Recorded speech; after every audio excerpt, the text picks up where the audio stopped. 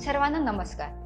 आजच्या व्हिडिओमध्ये आपण युनिव्हर्सल मोटरच्या रोटेशनची दिशा कशी जोडायची, सुरू करायची, चालवायची आणि कशी उलटी करायची, त्याचबरोबर देखभाल व सर्व्हिसिंग कशी करायची ते शिकूया. या व्हिडिओच्या शेवटी आपण पुढील कार्य करण्यास सक्षम व्हाल. स्थान निवडणे, पायाचा प्रकार, फास्टर्सचे प्रकार, टेम्पलेट तयार करणे, कॉन्क्रीट मिक्ससाठी खड्डा खणून घेणे, फास्टनर्सला टेम्पलेटसह ठेवणे आणि ते ग्राउट करणे, नेमप्लेटचे डिटेल्स वाचून त्याचा अर्थ लावणे, अल्टरनेटर सेटचे भाग आणि टर्मिनल ओळखणे. हे प्रॅक्टिकल करण्यासाठी लागणारी टूल्स, इक्विपमेंट्स आणि मटेरियल्स आपण एकत्र करूया. Ring spanner set, double ended spanner set, dial gauge, feeler gauge, ball pin hammer, cold chisel, round file bastard, flat file bastard, steel rule, crowbar, lead hammer, screwdriver, spirit level, alignment pins, electric drilling machine,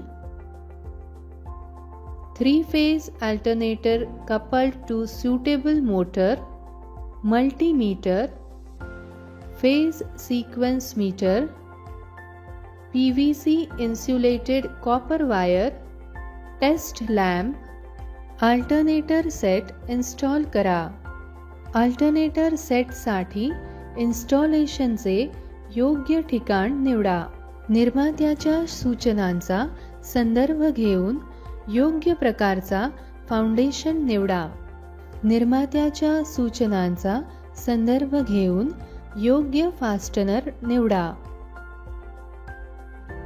bed फ्रेमचे मोजमाप घ्या आणि टॅब्युलेशनमध्ये data प्रविष्ट करा.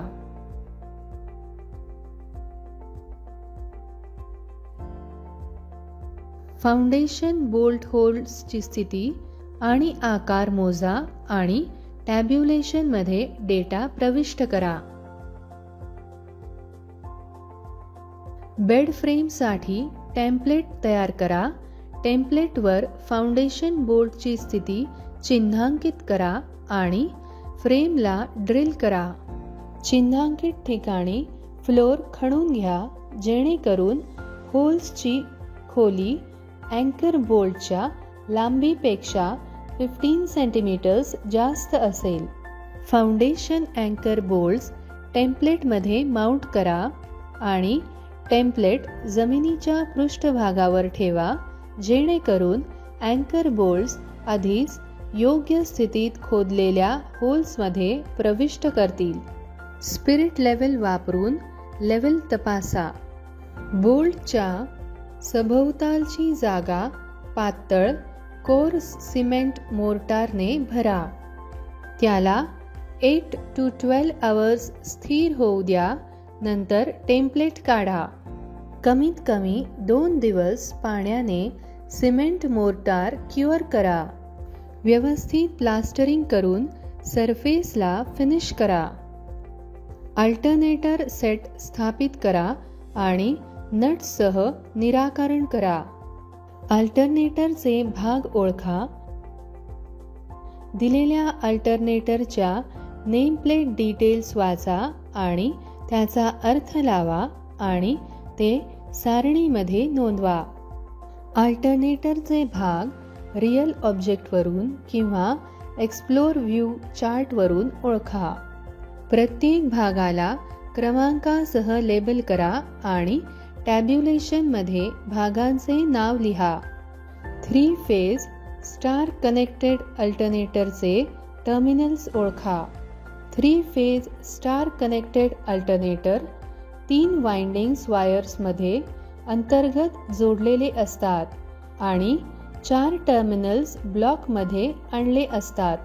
या 4 टर्मिनल्समध्ये 3 phase वाइंडिंगचे 3 सुरुवातीचे phase आणि 1 न्यूट्रल असतात. टर्मिनल्सवर कोणतेही चिन्हांकन आहे का ते तपासा आणि ते देखील नोंदवा. नसल्यास तुमचे स्वतःचे मार्किंग 1, 2, 3 इत्यादी करा. अंतर्गत कनेक्शन दर्शविणारे टर्मिनल्स ओळखा आणि त्यांच्यामधील रेझिस्टन्स मोजा आणि वाचन रेकॉर्ड करा. टर्मिनल ब्लॉकमधून फील्ड वाइंडिंग ओळखा. केवळ एक जोडी किरकोळ हाय रेझिस्टन्ससह स्वतंत्र असेल. ही जोडी फील्ड वाइंडिंगशी संबंधित आहे.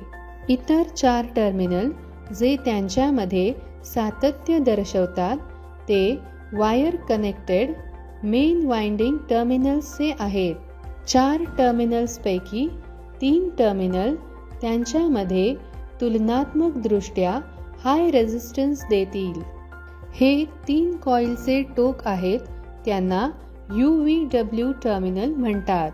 तथापि UVW चे कोणतेही एक टर्मिनल आणि त्या टर्मिनल दरम्यान मोजले असता 4 पैकी बाकी टर्मिनल्स रेझिस्टन्सचे अर्धे मूल्य देईल. हे टर्मिनल न्यूट्रल आहे आणि त्याला N म्हणून चिन्हांकित केले पाहिजे. 3 फेज टर्मिनल्सचे UVW म्हणून चिन्हांकित करणे तात्पुरते आहे. फेज सिक्वेन्स मीटरच्या सहाय्याने योग्य फेज सिक्वेन्स तपासायचा आहे. त्यानंतरच टर्मिनल्स UVW म्हणून चिन्हांकित केले जाऊ शकते. त्यानुसार टर्मिनल्स चिन्हांकित करा. हे अल्टरनेटर कसे स्थापित करायचे आणि अल्टरनेटरचे भाग आणि टर्मिनल्स कसे ओळखायचे यावरील व्यायामाची समाप्ती करते. आता आपण पुढील कार्य करण्यास सक्षम व्हाल अशी आशा आहे. स्थान निवडणे, फाउंडेशनचा प्रकार, फास्टनरचा प्रकार, टेम्पलेट तयार करा. कॉन्क्रीट मिक्ससाठी खड्डा खणून घ्या. टेम्पलेटसह फास्टनर्स ठेवा आणि ते ग्राउट करा. नेमप्लेटचे डिटेल्स वाचा आणि त्याचा अर्थ लावा. अल्टरनेटर सेटचे भाग आणि टर्मिनल ओळखा. धन्यवाद. पुढील अभ्यासात भेटूया.